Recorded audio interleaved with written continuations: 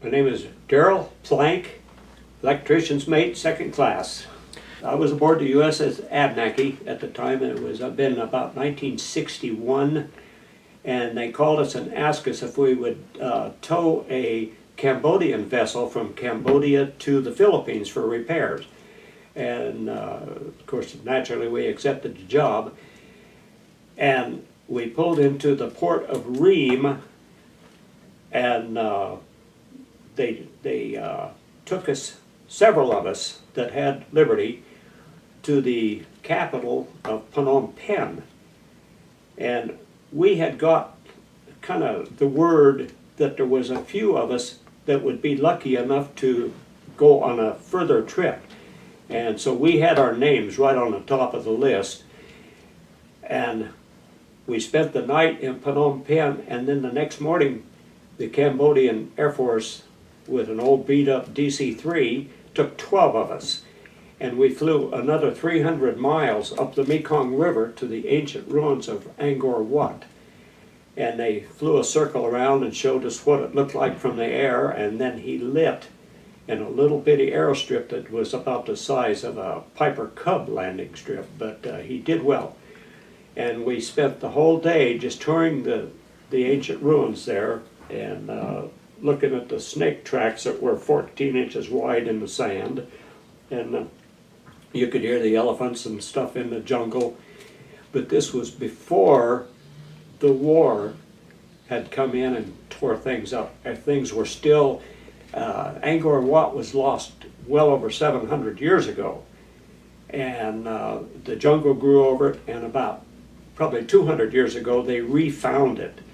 And it was just a memory that, it stays with me forever, because I got a lot of pictures of it, of the temples and the statues and everything that was there.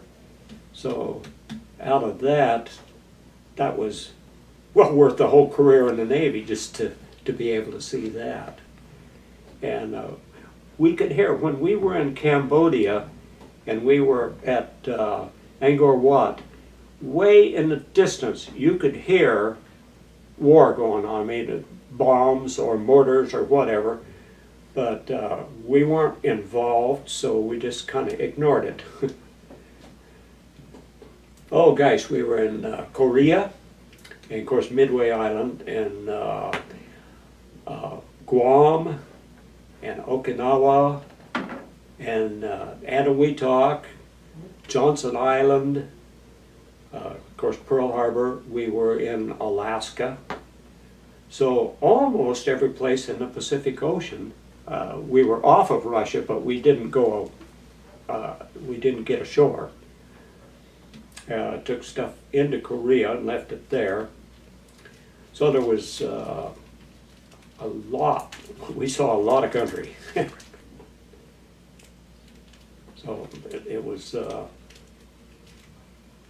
and seeing these places of, like in the Aleutian Islands where the Japanese had been during the Second World War, being able to see those was really something that would open your eyes. And the same way in Okinawa, where we saw where the Second World War was really bad. Of course, it was bad everywhere, but seeing it firsthand was something to see. Yeah.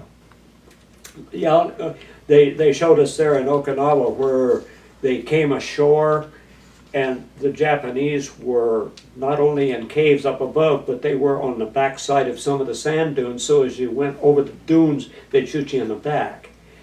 And I think probably the one that struck me the most that I remember, I got to Hiroshima, where they dropped the atomic bomb, and we weren't that far, 12, 15 years afterwards.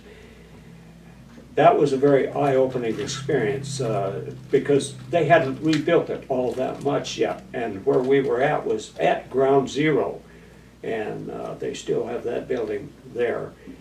And I think something that caught my eye was there was a great monstrous big rock that was a cornerstone of a bank, And when this bomb went off, everything was incinerated immediately, but there was the shadow of a man like that against the wall. And, you know, it had been a person, and it just turned him into a cinder, but the shadow remained on that wall. And the very devastating. And they had a lot of pictures around there of that. Yeah, it's unbelievable what it can do, and of course they had a lot of pictures it wasn't a big museum at the time, but they had a lot of memorabilia in there that showed that, and it just showed miles of buildings that were totally leveled, and it's hard to believe what that can do. And just walking around the different buildings there, you could see what it had done up close.